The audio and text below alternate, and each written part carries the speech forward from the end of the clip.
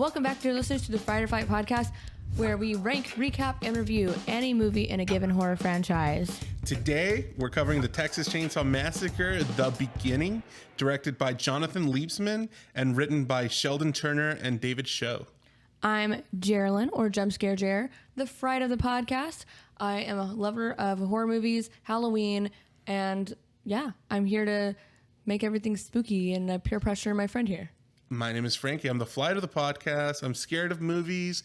And this one, Geraldine, was pretty scary. This one was scary. Okay, so I got to tell you, Geraldine. Okay, so I messed up for the podcast. You know, we're season 3, Texas Chainsaw Massacre. We're on what is this, the 5th movie? 6th movie? 6th movie. We're on the 6th freaking movie of this franchise. They're all called the Texas Chainsaw Massacre. So naturally, yeah. So I messed up, and I actually watched the first 20 minutes of this film before realizing that I was watching the wrong film for last week's. Oh, no. Now, that being said, those 20 minutes that I watched were amazing. It's spectacular. I thought oh, wow, this one is really good. Yeah, this one's definitely one of the best ones in the entire franchise. Yes. And I was really surprised how they did it, because I wasn't sure if, there's a sequel to the remake. I didn't know that, or really it's a prequel to the remake. I wasn't sure that it was another remake or it was related to that first remake, and it is. So I was very surprised to see it. My history with this movie, I've actually seen a clip of this before. Really? When I was a kid, it would be on Spike Television. I don't know if you remember Spike TV. I do remember Spike TV. It would have like 1,000 Ways to Die and a lot of masculine shows in general, if I'm being honest. But I think they were showing this movie when I was a kid. I would be in middle school. I was way too young to watch it, and it scared me. So I only watched the one scene, and even so, I would I had a remote and I had a recall button on the remote. So one of them would be on Nickelodeon, and then I would switch back during commercials for SpongeBob or something. But I enjoyed this movie. I really did. This movie is one of my favorites. And what's funny is Patrick has not seen a single film in this franchise, but last night I made him sit down and watch this one. I was like, if you need to start watching any of them, you need to start with this one. Right, yeah, I could see that. Because he's not a fan of the original films a lot of the time. He's always these are cheesy and lame. They're just not well done. But it's also dude, consider the times. It's not just that, but I feel like it also, even within all of that and identifying that, I think that's part of the appeal and the charm of horror movies. And I was talking to Bailey recently, and I was thinking to myself, there's another Bailey in this movie. But there is another Bailey. My Bailey, I was talking to her, and I was like, you know what? I've been doing this podcast with Geraldine for a while now. And beforehand, I really averse to even the idea of violence and gore. Yeah. And while I still have those traits, I do think I've finally identified oh, this is the appealing nature of horror films. I get it now. I get it now, and I didn't get it before. I'm excited. We've turned you, hopefully. Welcome to the dark side.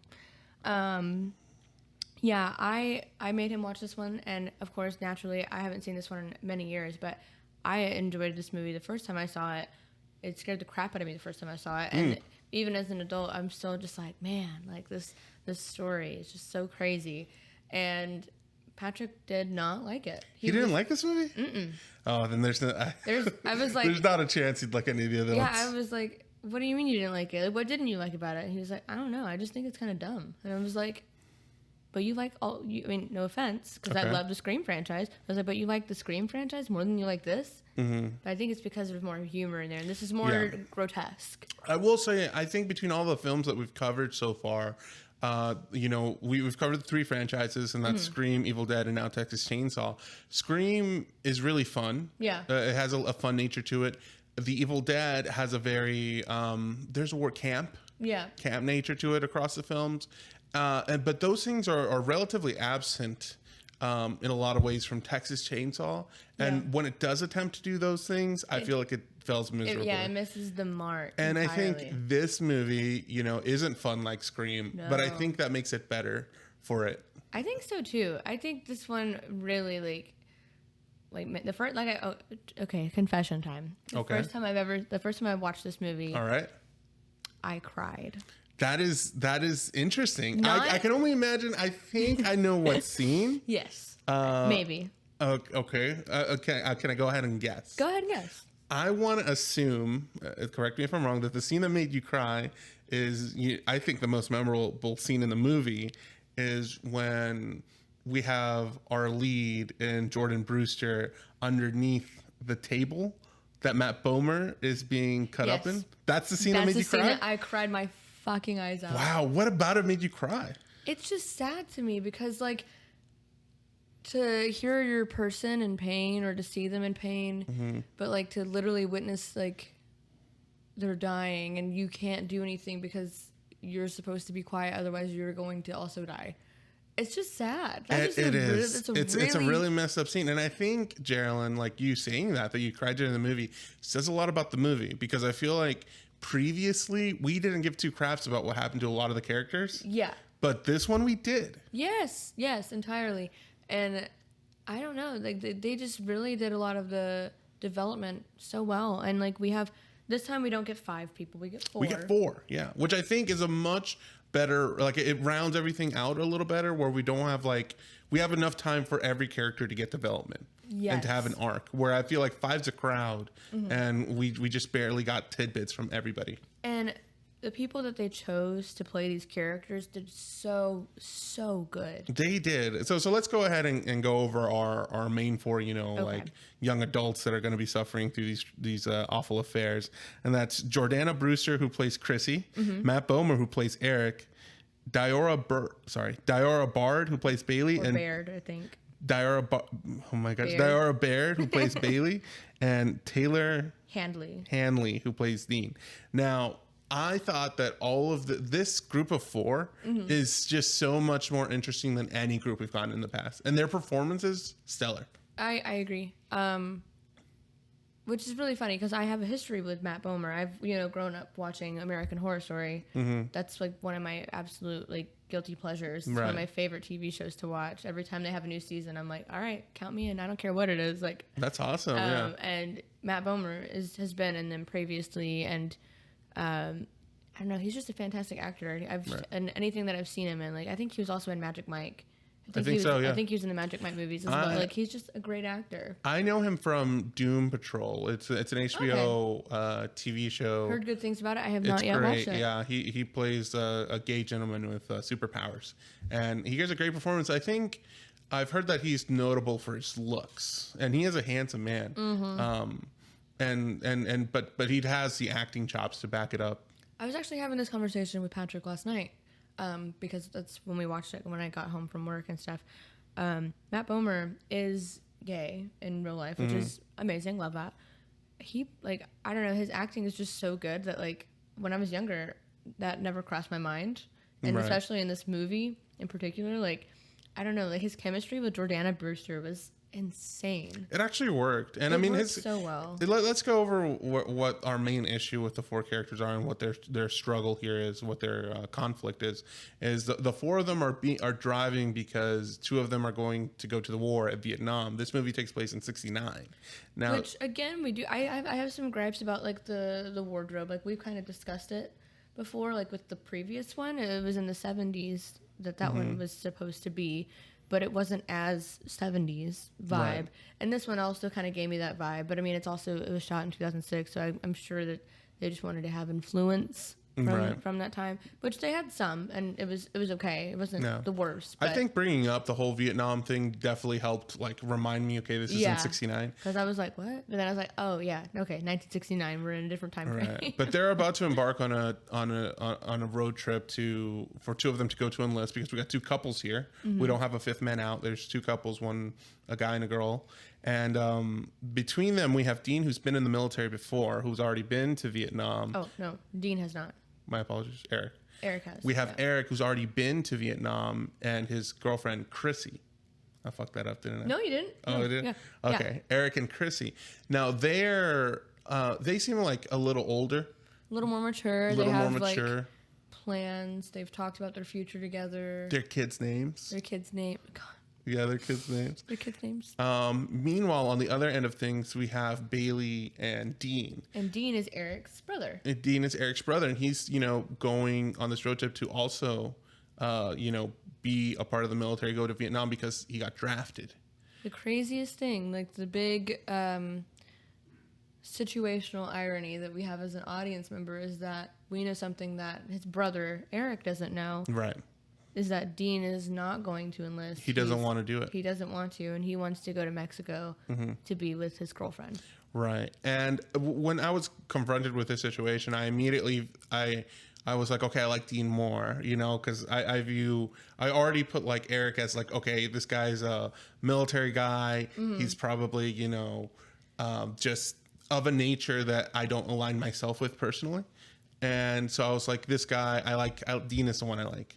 But throughout the course of the film, I really grew to like Eric. And I think because once all like the political stuff is stripped away, like Eric it's just a really, you know, bold, tries to get his family situated, you know, try to be the leader and figure all this out. And I really grew to appreciate that, where I feel like in the other movies, we didn't really get that kind of a character. No, you don't. You just get like, I don't know, like people just making piss poor decisions, and or you don't get to know them well enough to even like make an opinion about them. Exactly. I agree with you. Like last film, like I feel like the person that would have been Eric, I can't remember his name, but the main guy in the last movie that died first.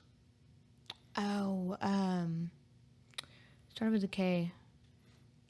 Kemper, yeah. So Kemper, I feel like was that, but he, you know, he never seemed like he took charge. He never seemed, he really, most of these movies that all the young adults are all really, I can't think of a better word, but pissy, a little, you know, not sure what to do, not sure what's going on. But in this movie, I feel like Eric feels like he wants to save everybody that's, you know, everybody who's going on in this ordeal. There's always this really fun thing that happens in horror movies where there's this big, like, moral question, and it's like questioning your morality whenever you're watching it, because like these characters do things and you're like, would I do that in that situation? Or yeah, like, definitely, because they're all like, I mean, like for example, in the previous one where they're like, should we just dump this body, like yeah, it does make you think for sure. And I think this movie brings up a couple of those questions too. Oh my god, yes. And that's one thing that Patrick said that really frustrated him. Because at some point, one of the characters has a moment to escape. Yes. And chooses not to. Right. And I think we dealt with something similar in the last film, where like it was more of a morality thing, like a decision making thing, like should I leave the girl or not? Like, and what it ended up being, like I was jokingly saying that was this movie feels like it's trying to tell you never do good things for people, or because this is what'll happen apparently. But yeah, these guys are going to go off. They're kind of on a road trip. The film begins in 1939. And it does, yeah. Because we get the full backstory to Thomas Hewitt, which is great. I love this story. Like to finally see it happening. Like you know, he has a mother who works at a butcher shop, and meat packing plant is really more like horrible working conditions. She can't even go to the bathroom, and she's in pain clearly.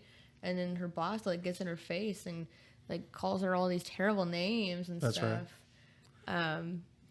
And the baby, and which is really funny, because the way that this whole scene happens is that the baby just is like kind of squeezes its way out. But I mean, it is a muscle, and I'm sure if you push, it's how it would function. You know what, Geraldine? I've never given birth, so I don't know. I haven't either. And I was thinking about this because to me, it just, I didn't think to myself, because you know I'm a man, that like that was unnatural in any way. In my head, that's how like births happen. Yeah. You just, and it's out. But that's not the case, obviously. You know, it's a much more difficult time. Yeah. And it probably, well, there are some people who could probably give birth that quickly. But it's not the common thing. It's not common. No. But, and then also, like, I don't know. It was interesting. But I mean, I'm not critiquing, I guess, the birth of it, because I don't really know. Right. I think maybe the movie was trying to say something like that's how strong the baby is or something. But yeah, she gives birth at the meat packing plant before dying. You know, the boss here, this gentleman, was really rude. So rude. And, you know, abusive, really. Yeah. To his mother, but she ended up passing away.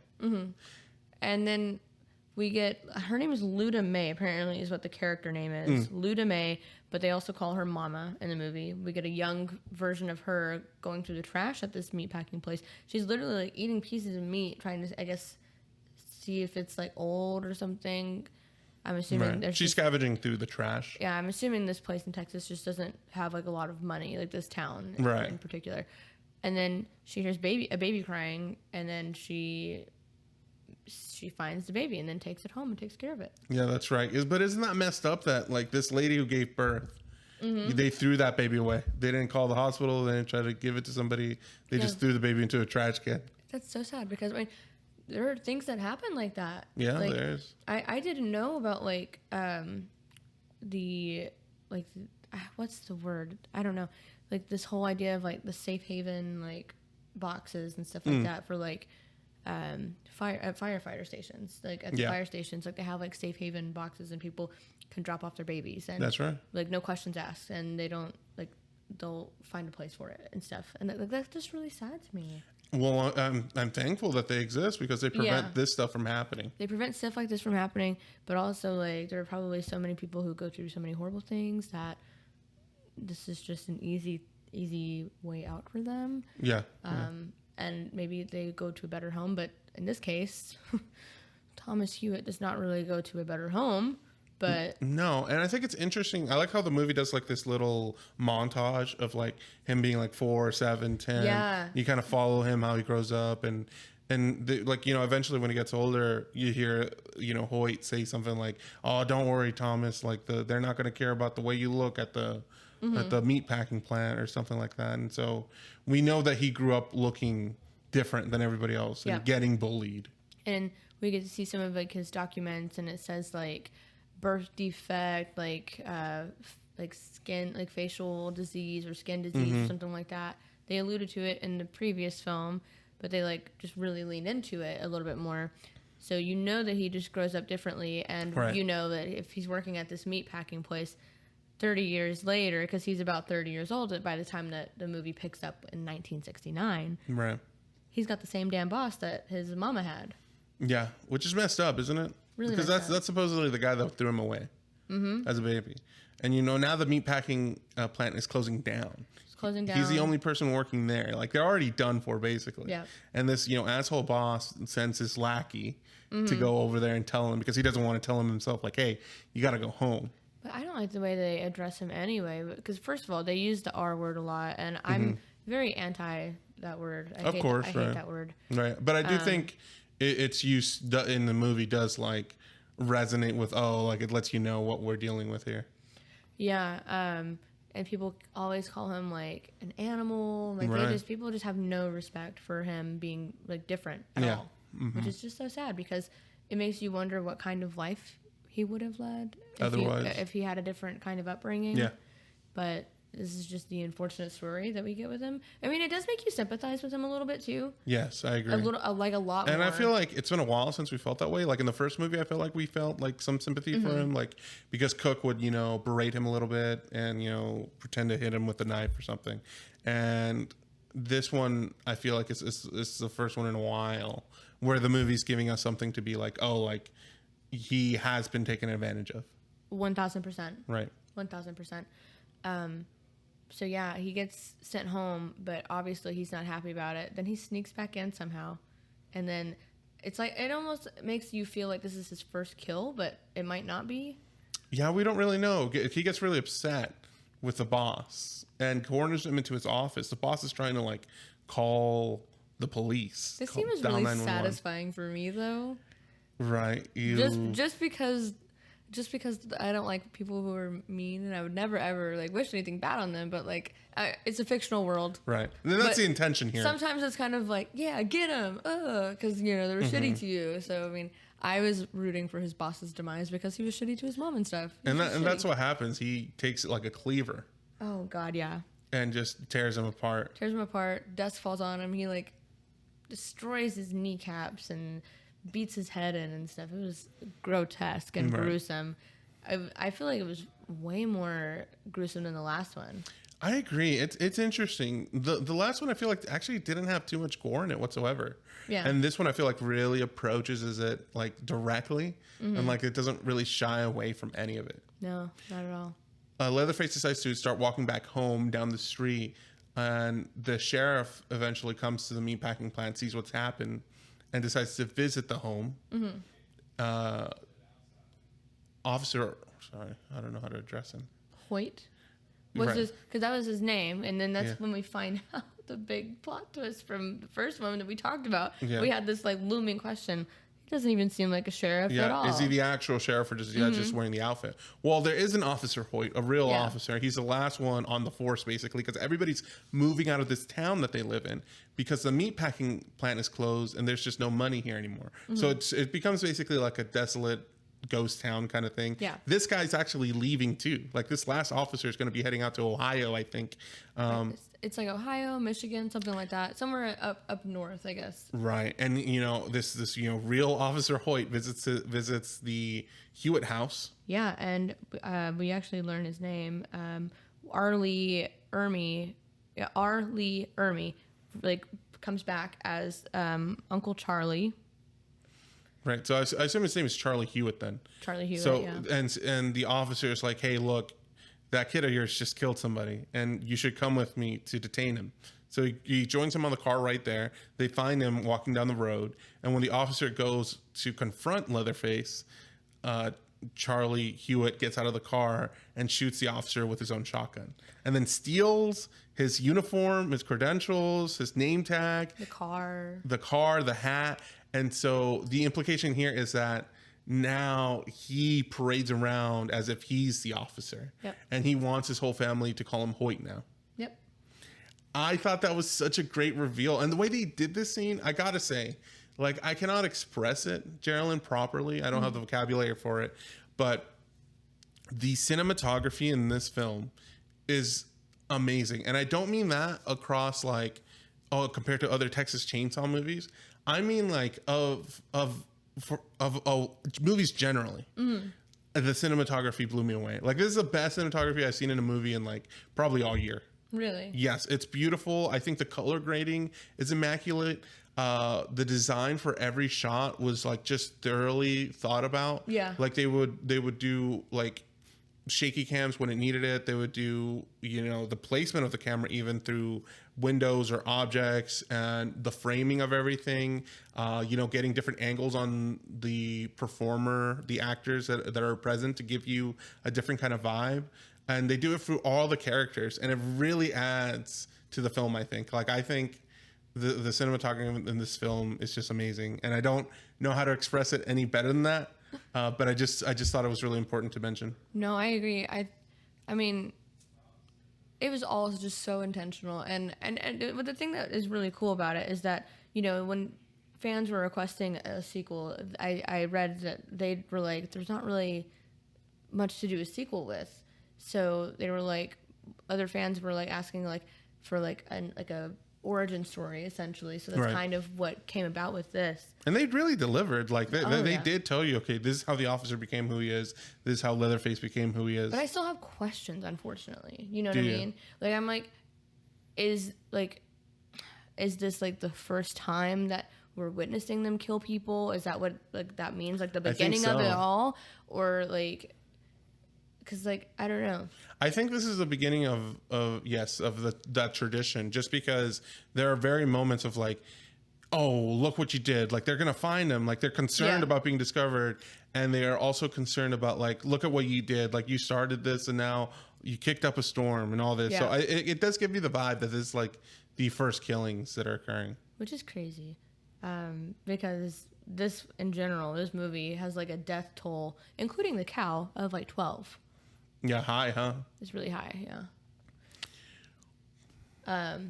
But then we get to meet this situation. We get to see what happens there, and of course, like Hoyt, or not the uncle now, again, like encourages and like really leans into Thomas or Leatherface in this movie for like backup, for like support. Yeah. Stuff. The idea, the premise appears to be that Hoyt, they've been coming through hard times, and this is like the last straw, and like they're not going to suffer anymore. They're going to make their stake on this area. They're not going to leave like everybody else is leaving, and now they have a new source of food in people, and yeah, the cannibalism is back. Like I said, I felt like the cannibalism was all out the last movie.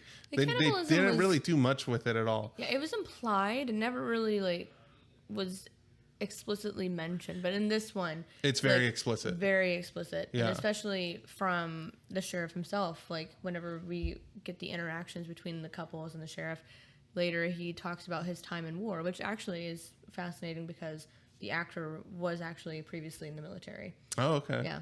I think that actor, what's his name? R. Lee Ermey. He is a fantastic performer. Oh my god. In the last movie, I felt like he stole the show. Like really, like it was just his thing.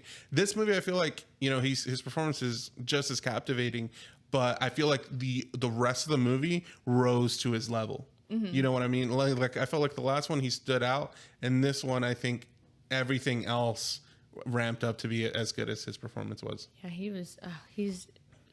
He's such a good actor because I hated this character with a passion, which you should if you. That's the point. Yeah. Yeah, you're meant to hate him, but like he alludes to his time in the war, and it was like basically eat or get eaten at some point.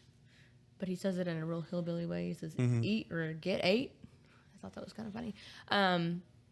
We meet the rest of our heroes, and they're back. Like, I think they're at a house. I think they're at one of their houses. Or like a hotel or something. But, one of the couples, Eric and Chrissy, are at the pool. The pool looks very nasty. Looks gross. He's teasing her about Have you ever getting swam in a green water like pool? Probably. I have. I'm not a very, observant person. But you have? You have an experience? Yeah. Sometimes it just rainwater, that kind of thing. Like just didn't get treated all the way, but I was fine. It was like when I was like in middle school kind of stuff. Would you now?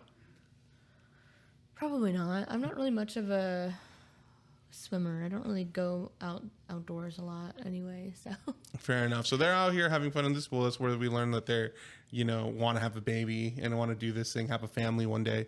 Meanwhile, we see Bailey and Dean in a bedroom, and it looks like they're trying to have some fun. Yeah. With ropes.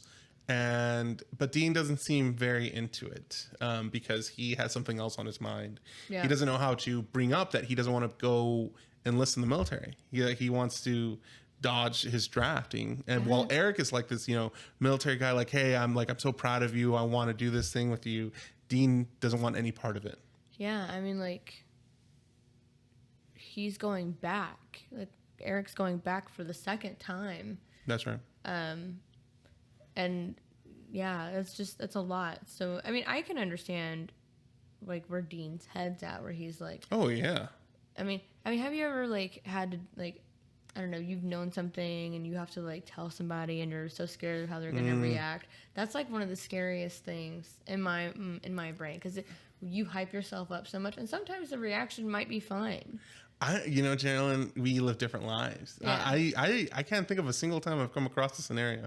Oh, well. No, you're lucky then. Because I don't know, my anxiety is so bad. So like, even if it's nothing like major and I have to hype myself up, like even if it's something like, hey, I can't go on this trip because I don't have the money kind of thing. Like I just, the idea of disappointing somebody hurts more. Yeah. You're a people pleaser. I'm a people pleaser through and through. Yeah. Like if I could please everyone, I totally would. Mm-hmm. So, I don't know. But, yeah, so Dean's not into this, like, sexual excursion with his girlfriend. No. And she can kind of tell. But already, like, I'm like, okay, this is, like, really heavy. Like, I don't like having this knowledge. It makes me anxious. About, like, how Dean is going to confront? Yeah, it makes me... Okay, I've always hated this in, like, movies and TV shows. Hated what? The situational irony where we know something about the movie and like the plot that it's going to move forward that the other characters don't know. So we're burdened with this like secret. Okay, that makes sense. It's just I think we're different watchers. Where while you're thinking while you're watching a movie, my brain is like turned off, like a switch is flipped. So I'm just like brain dead, just looking at the screen and taking it in. But I do want to say, I think that, you know, leads to the film being so captivating. Oh yeah, is that like it grabs you, you know, and Yeah. it gives you that burden. it like takes you with them, and you're like, shit, man. Now I know the secret. Now I have to like witness him. Like, how is he gonna say anything about it? Yeah. How are they gonna react? I don't know. I've always done that, especially like growing up watching movies, and I know that kids are like school age and they're meant to be doing like their homework and stuff. And I'm like, when are they gonna do their homework? Like, I would always freak out about that kind of stuff. Like, these kids never do their homework in these movies. How do they like pass their classes? Wow, so you're really like 3 steps ahead trying to figure this stuff out. Yes, Okay. I am. That means you're anxious, dude. I am an anxious person. But yeah, so we're going along this journey, and then I can't remember the sequence of events. What happens next? I think they stop at a gas station first. They stop by Mama's store. Yeah. So, you know, they're traveling in this Jeep, and they're on their way. Dean hasn't broken the news to Eric yet, but they stop at the store on the way there. Mama's in there, and the 2 ladies never end up getting anything. Yeah. They just look around, and we see that there's a lot of bikers out back. And earlier, Hoyt said that, like, oh, there's nothing in this town anymore besides bikers and hippies. And they kind of do a little prank on Chrissy and Bailey, and then they decide, hey, we got to go. So they decide to leave. All 4 of them start heading out. But a motorcyclist, this lady who was, I can only assume, part of that biker gang, is trying to tell them to pull them over to rob them with a sawed-off shotgun. Yep. Which is illegal. Oh, yeah. This is very illegal, yeah. Very illegal, but... yeah, robbing people bad. no, I meant the sawed-off shotgun. Sure, yeah. But that too. But, you know, Eric doesn't pull over. I think that's a good instinct there. You know, he decides, oh, this lady is bad news. He has his own gun. He has his pistol in the glove compartment. He pulls it out, and when he's aiming backwards to shoot at her, there's a cow in the middle of the road. R.I.P. And generally, I don't know do you know how much cows weigh? I don't, but I know it's a lot. Over 1,000 pounds. They weigh a ton. Literally. Literally. They weigh a lot. Wait, no, a ton is 5,000, isn't it? I have no clue, Gerald. Just kidding. Don't. A metaphorical ton. I retract that. And they drive their Jeep straight to the cow, sends them flying. The visual is very fascinating. Like it's the cow, half the cow just eviscerates, you know, upon impact, and it sends their Jeep flying. So now they're in a car accident, and the cyclist pulls over up to them and still points the gun at them. But right when she's pointing the gun at them, police officer Hoyt comes in. Or in quotations, Hoyt. Yes, that's right. The changed man. And the motorcycle's immediately like, oh my gosh, okay, just play cool, or else I'm gonna have to kill all of you. And when she goes up and says, like, oh, officer, I'm glad you're here, he just immediately shoots her. That made me laugh. Yeah? I think it's like something about people flying back sometimes just really fucking gets me. I don't know. I gotta say, Geraldine, your sense of humor is like, I feel like it's very unique. It's just you. Yeah. And sometimes I feel like it gets you in trouble. You know, we both know. Yeah, it does. But I didn't find it very comical, but I did find it shocking. It is shocking, but I think sometimes like the shocking ththings that should just be shocking, I'm like I don't know, like. I think any like large or any like if so, you know, like what are those heart scans called? A heart monitor. Yeah. Anything that like is out of reality just a little bit makes you laugh. So like if I were to like suddenly stand up and start like wrangling my arms around, I feel like that would make you laugh. Or anybody did anything publicly that was out of the norm, like you said, I guess something shocking. Yeah. It gets a rise out of you. And I don't even know if you find it funny. I just think that's your go-to reaction. I think it's kind of like a nervous reaction sometimes. Okay. But I did find it funny. Not that the fact that not the character dying itself, but it was just like the irony because they think that they're safe, but they're not, and then it's just like, oh, I guess she goes flying back. I don't know. Right. I just don't understand, but I understand. I do. This is not my way of thinking. Yeah. Right. But yeah, they're not safe. She dead. She is dead. She's very dead. Very dead. Fortunately for Jordana Brewster's character, Chrissy, she flew out of the Jeep when they crashed. So so Officer Hoyt doesn't even see her. It's only Eric, Dean, and Bailey.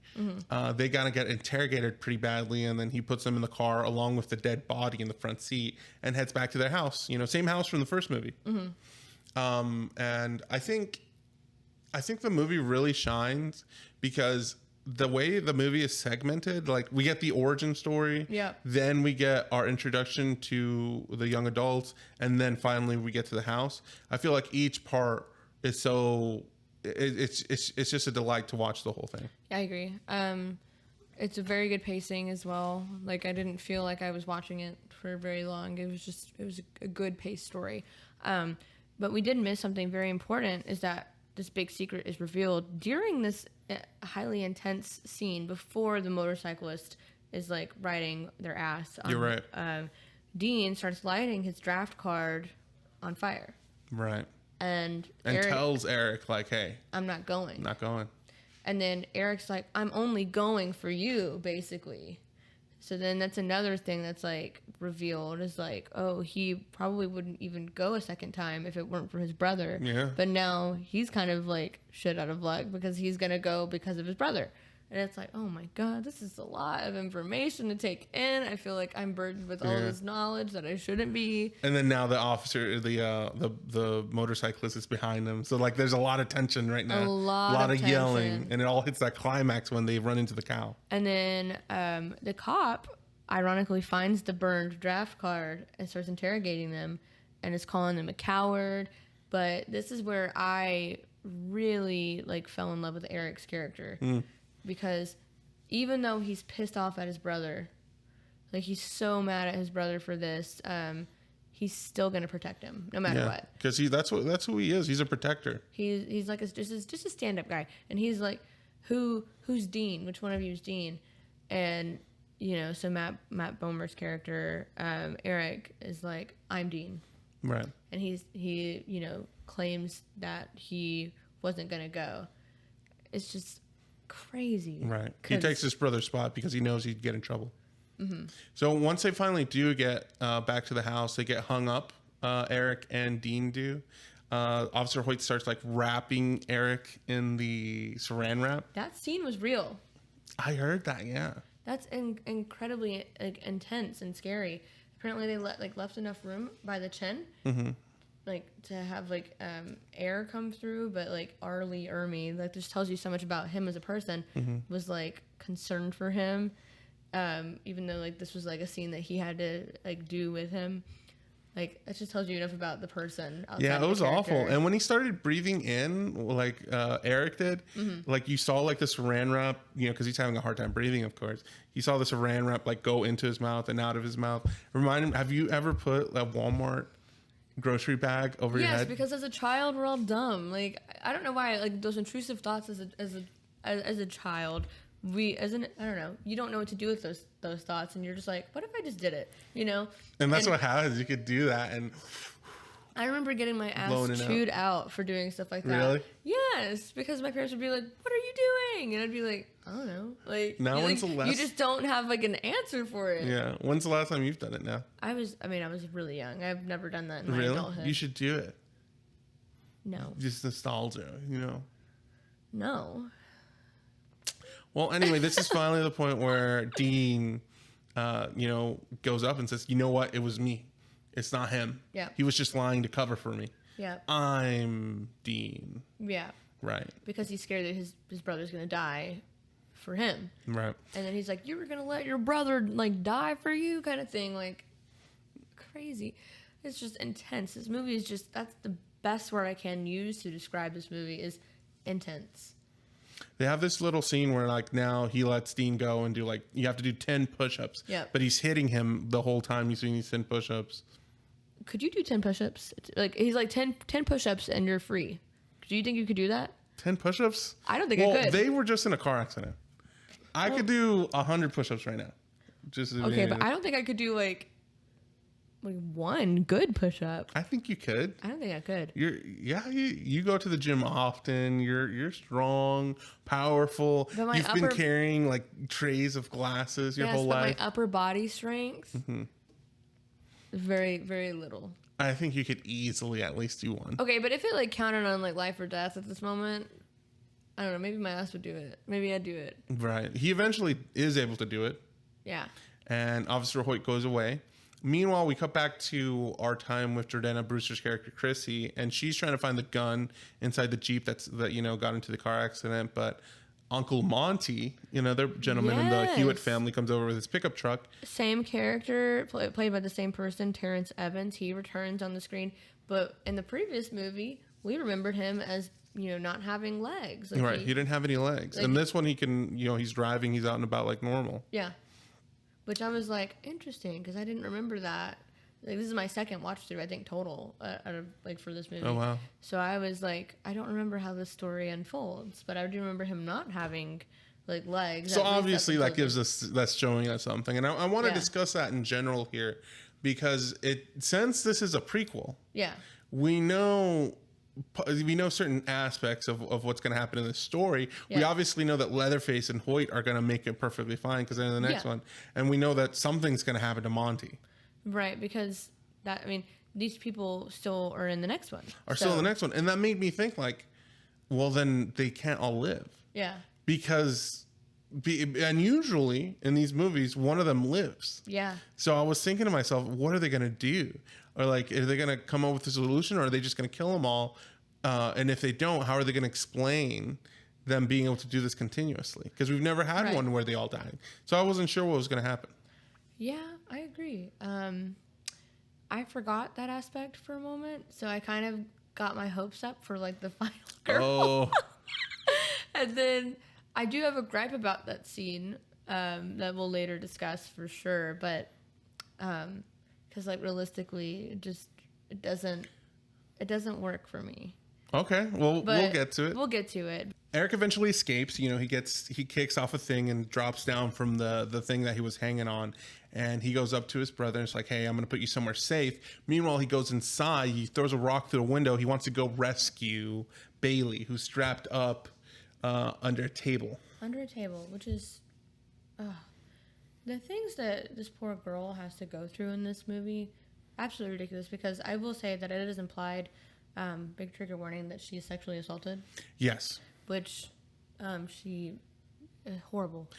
You know what, Geraldine? I want to say in her character specifically, I feel like she goes through the most in this movie. Mm-hmm. And by the end of all her torture, she, is traumatized. She's kind of over it. Mm-hmm. And she's broken. And we've gotten a lot of other quote unquote broken characters throughout the film series. The last one, we had the girl at the very beginning, who was walking down, as well as, the main character, Jessica Biel. She got that way at a certain point throughout the movie where she was kind of, over it. And we saw it a little bit in the third movie, Leatherface, the Texas Chainsaw Massacre Part 3. Yep. Where, Benny finds this girl who's also been through a lot and she's kind of out of it. Now, I mentioned those to bring up just to say that Bailey's character in this movie, she exemplifies that the best, in my opinion, because by the end of it, she is barely cares about what's going on. She isn't screaming. She doesn't appear to be scared anymore. And I think this movie, for the first time, really justifies it and really brings it to fruition from the beginning. Because in this scene, Eric saves her. Yeah. And Bailey finds herself a few times across the movie being saved. Yeah. But each time, it doesn't amount to much. It doesn't. So that would lead her to resign herself to what's going on with her. These people are so desensitized. Because we have Mama again in the kitchen, and the lady from the other Texas Chainsaw movie with Jessica Biel, the lady who had the tea and the weird daughter or something that was living with her where they had stolen that baby. So she's back in it, and they're both literally having they're talking kind of old lady gossip situation. Yeah, while Bailey's strapped up underneath the table. Underneath the table, and the table is moving, and I was like, oh yeah, okay, so she's under this table and they're not doing anything about it. They're just going on about their conversation as if she's not even fucking there, which is just so weird. The desensitization of what they're doing and what they're witnessing. They're literally treating these people like like meat. Well, that's what it is to them. Yeah, that's what it is. It's just food. Survival. Yeah, exactly. They're starting to have a hard time when Eric throws that rock through the window. Mama starts calling for Hoyt. He's, trying to get a shotgun. He starts yelling for Thomas to come up, while Eric gets her untied, while blocking Hoyt by shoving one of the ladies against the door. That seems funny. Yeah, and so the plan now is for Bailey to go out, get the tow truck, and for Eric and Dean to hop on it, and they can all scurry their way out of here. Yep. But when Leatherface came up there, he brought one of his tools. It looked like a little, what would you say it is, Sherilyn? It looks like a hook. It looks like a hook that he could, carry with his hand. Yeah. And while Bailey's driving away, he hooks her with it and drags her out of the truck. Too. It looks very painful. Looks very painful. Yeah. And so Dean and Eric are like, oh no. And they turn around and Officer Hoyt is there. Yeah. So they're in trouble. This leads for Eric to be taken to the basement. Yep. With Leatherface. Bailey is tied upstairs in a room somewhere. And Dean... Well, I know that Eric definitely antagonizes Hoyt because he's like, shoot me. Like, you think that you're a soldier? You could go ahead and shoot me. Like, literally puts his head to the barrel of whatever gun. But for whatever reason, Hoyt doesn't shoot him. Well, he can't. Because, like they're food to them. And I don't know if you know, when you eat like cows and stuff, when you slaughter them, if the cow is scared, it'll ruin the meat. So the cow, they can't be scared when they die, and so he doesn't shoot him in this situation because he's not primed for it or whatever. Interesting. I don't really know much about like how my food is made because I don't want to know much about how my food is made because it'll make me not want to eat it. Paul McCartney said, if slaughterhouses had glass walls, everybody would be a vegetarian. Probably. Anyway, like you're right, Eric is antagonizing Hoyt, and Dean is trying to run away during this moment. He's giving him, like, I think Eric right here is actually prepared to die so that Dean can get away. But while Dean is running away, he steps into a bear trap. God, yes. How painful does that have to be? I can imagine. But, there's just so many influences that I see from, like, these movies that we're watching and going back through and watching and stuff like that are in, like, Dead by Daylight and stuff like that. It's crazy. I think Texas, so, I'm not super familiar with horror movies, but I think out of all the ones I've seen, at least, Texas Chainsaw seems to be the one that's most influential on that video game, on Dead by Daylight. It's really crazy. Because between, like, the lockers, the hooks, the traps, it's so much like the video game. So, obviously, these movies had strong influences on that. 1,000%. There's also a Texas Chainsaw Massacre video game. That's right. I haven't played it yet, but it is available to buy now, or a pre-order. I think it's still being made. I believe it's another asymmetrical game, isn't it? Like Dead by Daylight. I think so. I think it's from the same developers who did the Friday the 13th video game. So I have no idea how it's meant to be or anything about the licensing of it, but hopefully it's not an issue so they can have like longevity there. Right. But yeah, like then Eric gets thrown to Thomas Hewitt, because those last names are similar. Gets thrown to Thomas or Leatherface, and the scenes that ensue from there, incredibly painful. Right. So, like I said, at this point, Bailey's upstairs. Dean is left outside in the trap, and Eric goes downstairs with Leatherface in the basement. Leatherface, like this. The way that Eric is held down with like steel, basically. Yeah, like on his neck, arms, wrists, ankles, and they're like, he takes a hammer and screws them into the board that Eric is laying on. And from them, it looks like he starts skinning his forearms. And it looks awful. It looks and awful. Painful. Because you can see that he's like started he's cut off some of his clothes and stuff to get access to the skin and stuff. So from there, it looks like he's literally skinning him alive. That is what it looks like, yeah. And you see the muscles that are lying underneath the skin. And I think that's what really sells it. Meanwhile, Chrissy is trying to find some help. She comes across another motorcyclist, and apparently the biker from earlier is his girlfriend. Yeah. So he agrees to follow her back to the house so that he can get his girlfriend back. He's not very concerned with her friends. No, he's not. He's kind of an asshole anyway, but they were kind of assholes to begin with. His character is Holden. That's his name. I don't even know if we ever learned that name. I don't think so. But it's played by Lee Tergesen. He was kind of a badass though. Once he finally like reached the house and got in there, I was really like hopeful. I was like, help has arrived. Finally, help is here. He has a gun, and he's here. You know, he's seeking vengeance. He's trying to get his girlfriend. So the first person he sees is Monty. Oh. And he shoots him in the leg. In the kneecap. Yeah, on one of his knees. Yeah. You know, Hoyt gets alerted to this, and then he sneaks up from behind him, the biker does, and tells him to take him to his girlfriend. He ends up taking him to Bailey. And he goes like, oh, this isn't your girlfriend? You don't want to see the other girl. And he starts getting mad.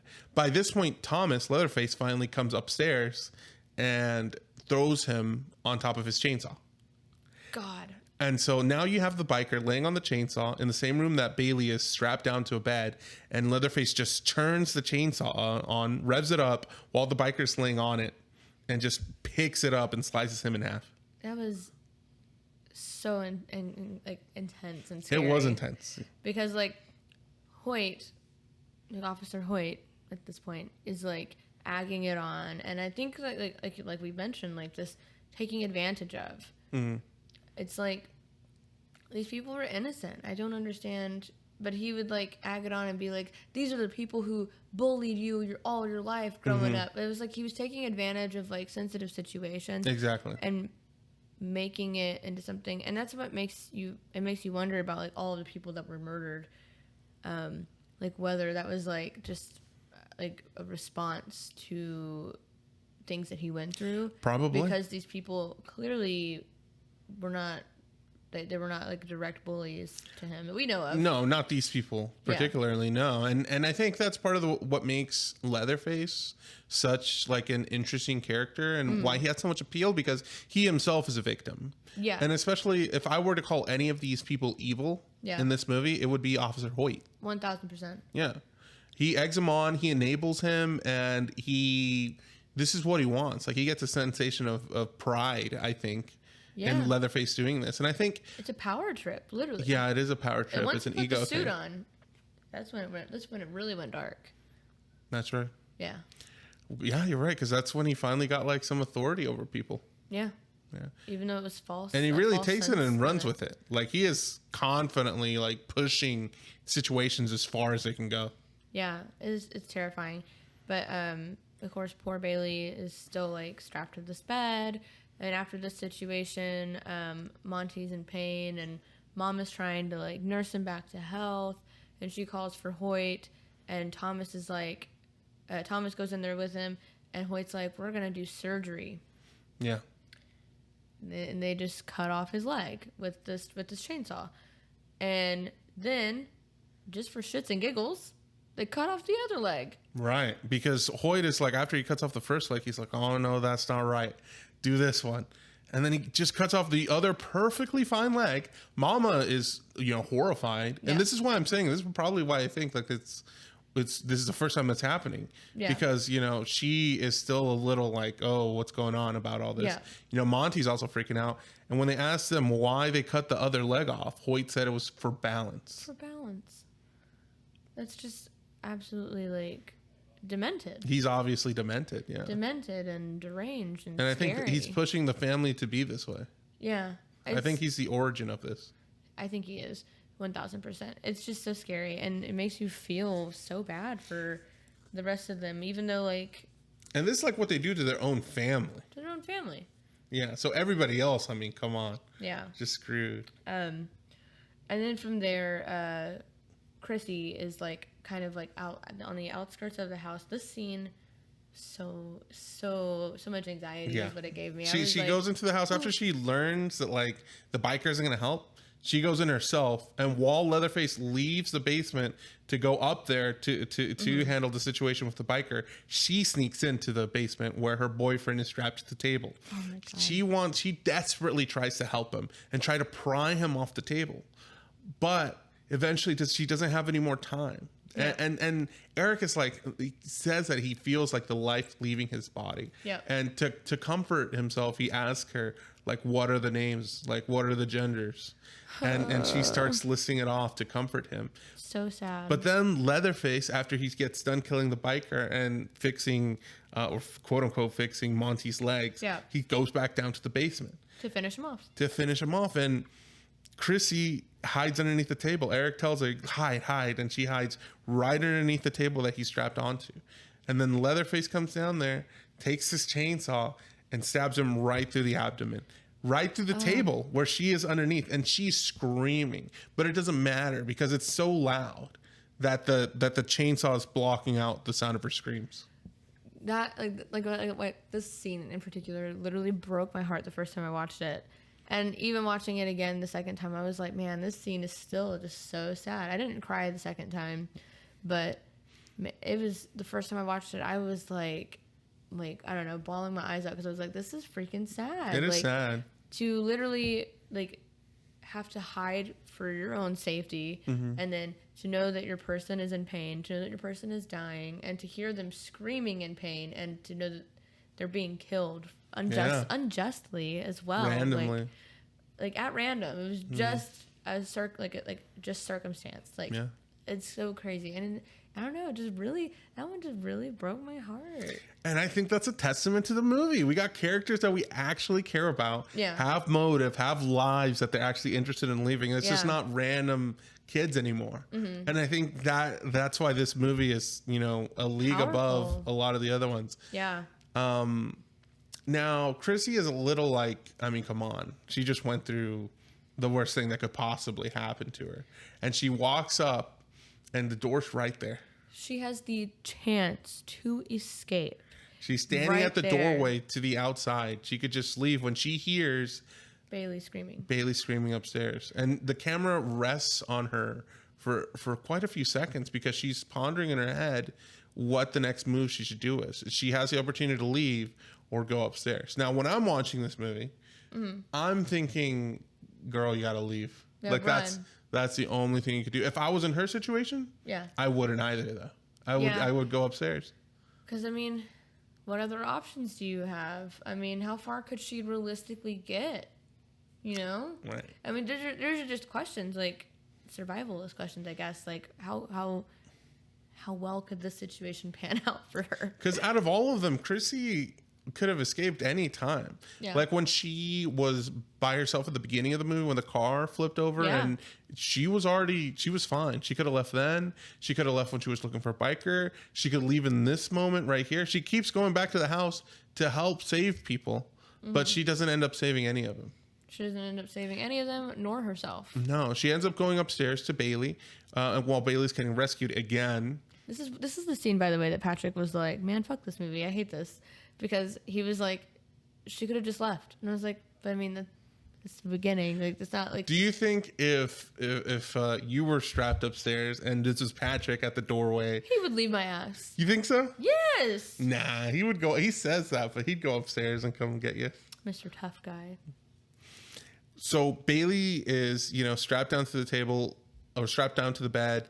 She has kind of a veil. Like we mentioned earlier, she's been harassed by Officer Hoyt. Yeah. And Chrissy's trying to untie her while everybody else is occupied. And Geraldine, this is the scene. Chrissy sneaking next to the wall underneath the window. Yes. Oh. This is the scene that I saw when I was a kid. Really? This is, as soon as it came on, I was like, I remember that. And before we started doing this season on Texas Chainsaw Massacre, that was my only frame of reference. Her crawling underneath there and me thinking, this is much too scary for me to watch because it is tense. Yeah. Oh my gosh. You're like, they could get caught at any moment. And then the scene where she's right past the window and it's loud music and you're like, oh my God, Hoyt's there. He's looking right down at her. But no, it's he sees his reflection. Yeah. Yeah. But that's just a testament to his character too. Yeah. He is only there for his gain. And how much gain are you like hoping for here? There's not much that you can gain, I guess. But he has so much determination. Oh yeah. Like an unhumanly amount. She eventually gets to Bailey, but when she starts untying her, Officer Hoyt comes in. Yeah, and this scene, I hate it when stuff like this happens. Like, again, like Bailey's like, they know you're here. I'm like, oh, like I hate stuff like that because then it just makes me even more anxious. Right. Geraldine? Yeah, we got lucky last movie, I feel like. Yeah. We didn't have to go through a 5th dinner scene. We did it, but we got one here. We got one here. Now, I want to discuss this with All you right. because I know with the last one, I was so happy to not have one. And I heard some people disappointment in the remake 2003 that we watched last week. It was that there wasn't a dinner scene. Yeah. That, like the original had a dinner scene, you're remaking it and you leave out one of the best parts of the movie. I was not of that mindset because all of the other ones have dinner scenes and I hate them all. I agree. This one did it differently. I don't know. I liked what happened there because there's also, it's not just the one person. I don't know. They involved, Dean is still around. They involved, Bailey is still there. But at this point, she's so broken. She's missing all her teeth. She's missing all her teeth. They're literally like cutting off all of her, her hair. Yeah. And Mama is singing Hush Little Baby, which is terrifying. Yeah. And then you have like the family, like Monty's being fed food because he's in so much pain after having his whole legs chopped off. Yeah, just chainsawed right off. Just chainsawed. And he's at the dinner table and they're trying to feed him soup and it's just rolling off his chin. Yeah, I mean, it's just, I don't know. There's just something different about this one where it's also kind of semi-rewarding because Chrissy's character is also determined. She has Eric's determination as well. Yeah. Where she's like, I'm determined to save the people that I care about, and I'm not going out without a fight. Except now when she's finally taken to the table, she's, like you said, she is very confrontational. Oh, she's like, yeah. all right, go ahead. Like, do your freaking thing.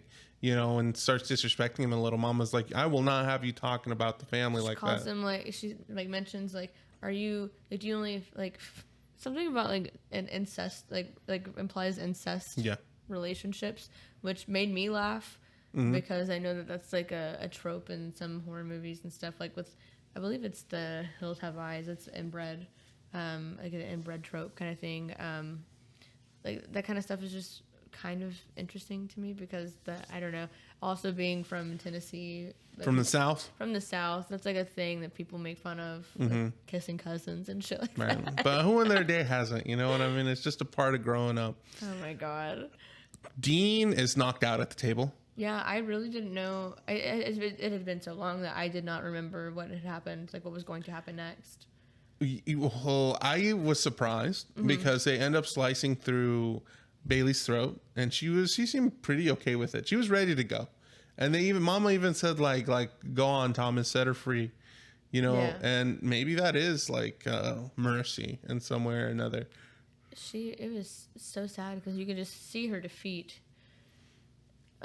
And then of course, unfortunately, when Dean does wake up and he sees her dead next to him, like he's upset. He's pissed off. He's upset, but this is what allows him to escape. It gives him like a second wind, essentially, which, of course, I'm rooting for him to actually kill the sheriff. But of course, we know that he survives. It's a prequel. Because it's a prequel. It's a prequel, so we know the officer's going to make it. Chrissy escapes as well.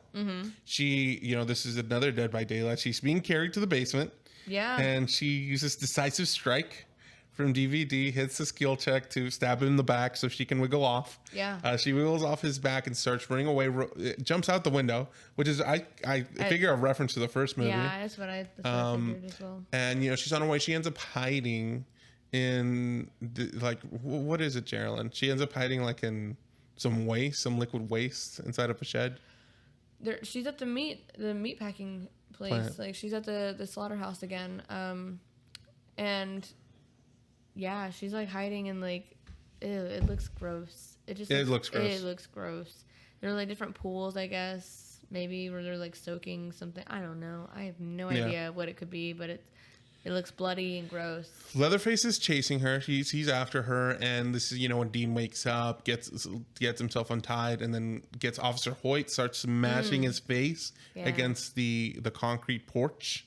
That's where he lost all of his teeth. That's why he had all those fake teeth too, though. Yeah, see, that's why this origin movie really does explain the stuff that happens in the remake. Yeah. He starts repeating everything that Hoyt was saying to him earlier when he was doing the 10 push-ups. So satisfying. And then goes off to go find Chrissy. Yeah. Eventually he does. He kind of saves Chrissy, but then Leatherface turns on him and he gets chainsawed through. He like lifts it up on the chainsaw, and I was like, man, Dean. So Dean doesn't make it. Chrissy makes it to the car. This is the part where logistically, like time, like in terms of time, it doesn't add up. It doesn't add up. I agree with you because I feel like I blinked and the events, like I was like, oh, when did this happen? Because she gets into the car, starts driving away. Oh my God, she's free. You know, she's driving pretty fast too. So I was thinking like, how the heck would Leatherface be able to catch up with her? Yeah. Well, he doesn't have to apparently because he arises from the back seat. Yeah. And then stabs his chainsaw through the back of the front seat where she's driving in. It stabs her right through. Now, unfortunately for a couple of pedestrians, it looks like a pedestrian and an officer. Yeah. She drifts the car into them while dying, and then all three of them are dead. Yep.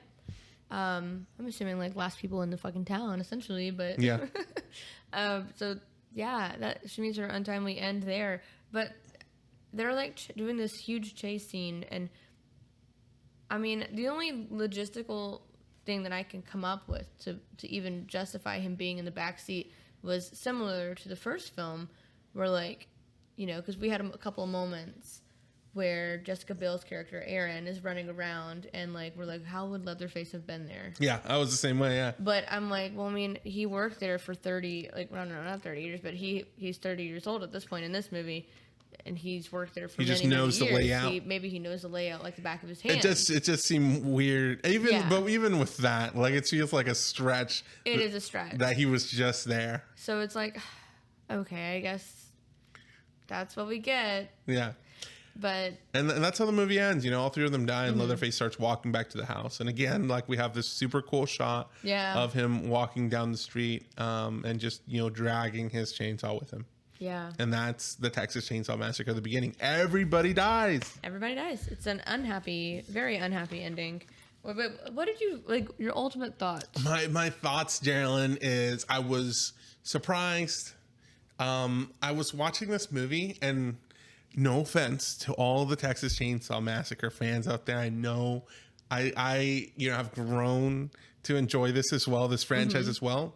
But I was thinking throughout this movie, wow, they made a competent film. Yeah. Like, this movie is so, like, I know I talked at the beginning of the podcast about the cinematography, and I'm serious about it. I'm like, some of the best that I've seen better than any movie I've seen this year. That's a strong, strong endorsement. Like, I really enjoyed the filmmaking done for this. The storytelling was captivating. The character development was nice. So the way the film was written was really good, and all the actors in the film were really good. They all gave great performances, you know, from the previous actors and for the new ones. So for me, this movie fires on all cylinders in a way that I wasn't expecting it to, especially after seeing the remake. You know, this is, you know, an extension of it. You know, it's before, but it's still part of the same idea, the same world, same studio. So I was expecting something on that, where I feel like the 2003 remake, I feel like it looks nicer, but all things considered, it still has the same level of filmmaking from some of the previous films that I wasn't a big fan of. However, this one, I feel like, really took the franchise to not just a different level in terms of quality, but also into a new idea of Leatherface, where while I do think the first original Texas Chainsaw Massacre was really scary, I think this one's even scarier. And I think, unlike the other three sequels to the first Texas Chainsaw Massacre, that were really silly, they're really goofy, this one is the Texas Chainsaw that I feel like took itself the most seriously. I 1000% agree. I stand by it when I say this is one of the best films in the franchise. Like, it's just that good that, like, I tried to show my boyfriend that as like an intro film to the franchise, because I was like, oh, he's not going to appreciate any of the other ones because they're kind of, you know, they're not as like serious films usually, like especially 2, 3, and 4, as compared to the original 1974 film and in 2003.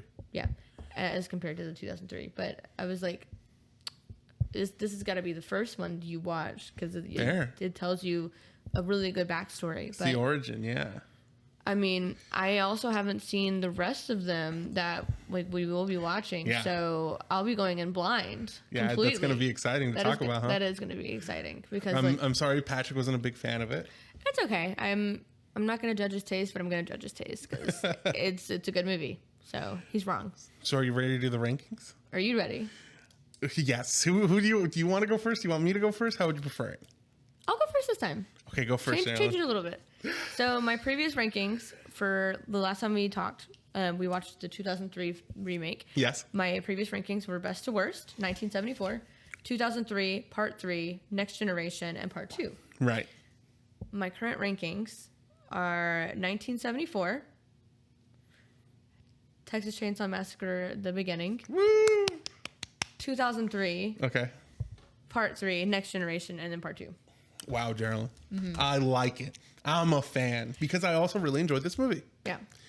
Okay, let me go ahead and give my ranking here. My as of last time, from best to worst, my ranking stands at 1974, 2003, Texas Chainsaw Massacre Part 3, Texas Chainsaw Massacre Part 2, and lastly, Next Generation, which I didn't enjoy very much. Yeah.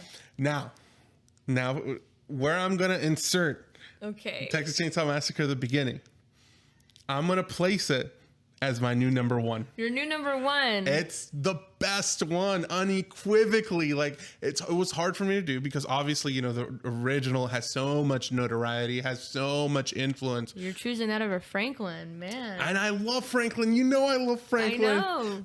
And that's what I was wrestling with. But I just feel like this movie took everything that the original had going for it and just nailed every aspect of it. Like, I don't just think it's like a good recreation of it. I think it's like the perfect version of the original, where I feel like I had a lot of like, well, the original was great. There are some, you know, things that I nitpicked on it. And I feel like with this one, I really don't have a lot of it. And I just think it's a really competent film.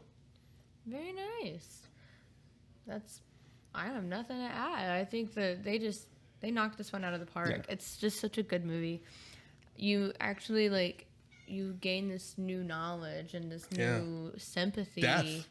Yeah, you gain this sympathy like for Leatherface as well. Like, you actually see his humanity, but I mean, there's also like this part that it's like watching yourself watch him go through this being taken advantage of kind of thing, and it makes it even more sad because you're like, I wonder how much of this he realizes that he's doing as well.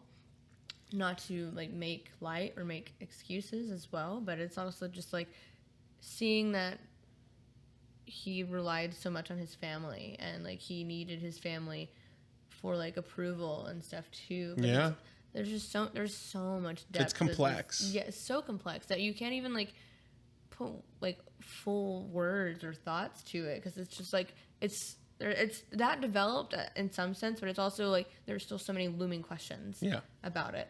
And I don't know if the other films end up touching on this, so this is something that we'll just see. Right. But I know we have Leatherface, like just the movie called Leatherface. We also have Texas Chainsaw Massacre 3D. I don't know if I don't think we have to watch it the 3D version. I don't think we were going to have the opportunity to. Probably not. But and then we also have the newest one, which I believe is just Texas Chainsaw, like just Texas Chainsaw. And I'm not sure, but I think the rest of them are all independent remakes, standalone films. I don't think they're connected to each other or any of the ones that we've gone over so far. Yeah, I'm not sure. We'll have to see. But these two I knew were intrinsically linked, which is perfect, because this is the first time that we've ever gotten two stories that were actually that actually made sense and are together. Same actors, same characters. Cohesive story. Very cohesive. And we also have like a lot of the same characters come back, that kind of thing. Mm-hmm. So it's like, okay, this isn't just like these characters are influenced by these characters. No, it's the same characters. Same characters. Loved that because I love continuity. It makes for better storytelling. You love continuity. Love continuity. It makes for better storytelling. I mean, you get to know the characters. Yeah. You get to connect to the characters. Otherwise, you're just getting, like, you're just like, fucking chop top. Like, you're just throwing character names in there. And you're like, what? What's going on? Yeah. This is I was surprised when we started seeing characters die, especially Eric. When Eric died, I was like, wow. Like, a character death in Texas Chainsaw that actually means something, that actually, like, makes you feel something that you actually care about. Yeah. So I think this movie was really good. I think so, too. They knocked it out of the park, and I'm nervous and excited to watch the other ones. I've heard things about the two other ones, the Texas Chainsaw and the Texas Chainsaw 3D or whatever. Mm-hmm. I haven't heard anything about Leatherface. Okay. So that one will be interesting. I don't know which order they're going to be in that we're watching them. Yeah. I know that the absolute newest one is Texas Chainsaw, and that one's so on next Netflix. is either 3D or Leatherface. Yeah, so, one of those two. Oh, yeah. Well, I'm excited to get to it. And I know it's going to be a gap in between because this one's 2006, and I at least know the 3D one was, I think, in the 2010s.